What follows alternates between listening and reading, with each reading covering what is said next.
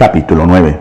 Saulo, respirando aún amenazas y muerte contra los discípulos del Señor, vino al sumo sacerdote y le pidió cartas para las sinagogas de Damasco, a fin de que si hallaba algunos hombres o mujeres de este camino, los trajera presos a Jerusalén. Pero yendo por el camino, aconteció que, al llegar cerca de Damasco, repentinamente lo rodeó un resplandor de luz del cielo, y cayendo en tierra oyó una voz que le decía: Saulo, Saulo, ¿por qué me persigues? Él dijo: ¿Quién eres, Señor? Y le dijo: Yo soy Jesús, a quien tú persigues.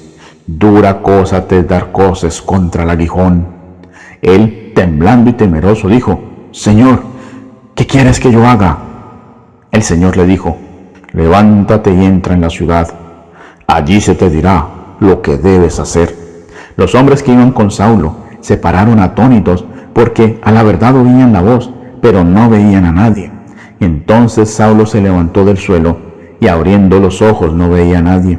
Así que, llevándolo de la mano, lo metieron en Damasco, donde estuvo 3 días sin ver, y no comió ni bebió. Había entonces en Damasco un discípulo llamado Ananías, a quien el Señor dijo en visión: Ananías. Y él respondió: Heme aquí, Señor.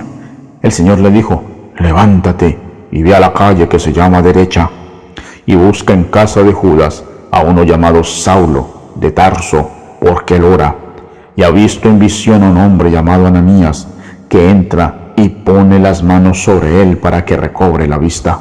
Entonces Ananías respondió: Señor, he oído de muchos acerca de este hombre, cuántos males ha hecho a tus santos en Jerusalén, y aún aquí tiene autoridad de los principales sacerdotes para prender a todos los que invocan tu nombre.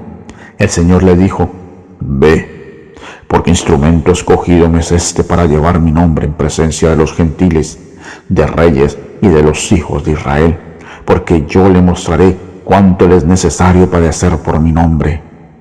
Fue entonces Ananías y entró en la casa, y poniendo sobre él las manos, dijo: Hermano Saulo, el Señor Jesús, que se te apareció en el camino por donde venías, me ha enviado para que recibas la vista y seas lleno del Espíritu Santo.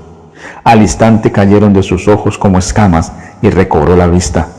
Se levantó y fue bautizado, y habiendo tomado alimento, recobró las fuerzas, y estuvo Saulo por algunos días con los discípulos que estaban en Damasco.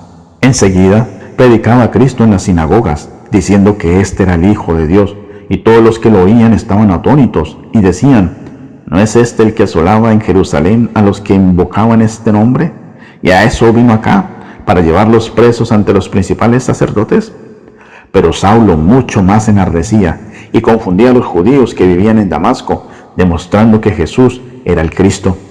Pasados muchos días, los judíos resolvieron en consejo matarlo, pero sus acechanzas llegaron a conocimiento de Saulo, y ellos guardaban las puertas de día y de noche para matarlo. Entonces los discípulos, tomándolo de noche, lo bajaron por el muro, descolgándolo en una canasta. Cuando llegó a Jerusalén, trataba de juntarse con los discípulos, pero todos le tenían miedo, no creyendo que fuera discípulo. Entonces Bernabé, tomándolo, lo trajo a los apóstoles y les contó cómo Saulo había visto en el camino al Señor, el cual le había hablado, y cómo en Damasco había hablado valerosamente en el nombre de Jesús. Y estaba con ellos en Jerusalén, entraba y salía, y hablaba con valentía en el nombre del Señor, y discutía con los griegos, pero estos intentaban matarlo. Cuando supieron esto los hermanos, lo llevaron hasta Cesarea, y lo enviaron a Tarso.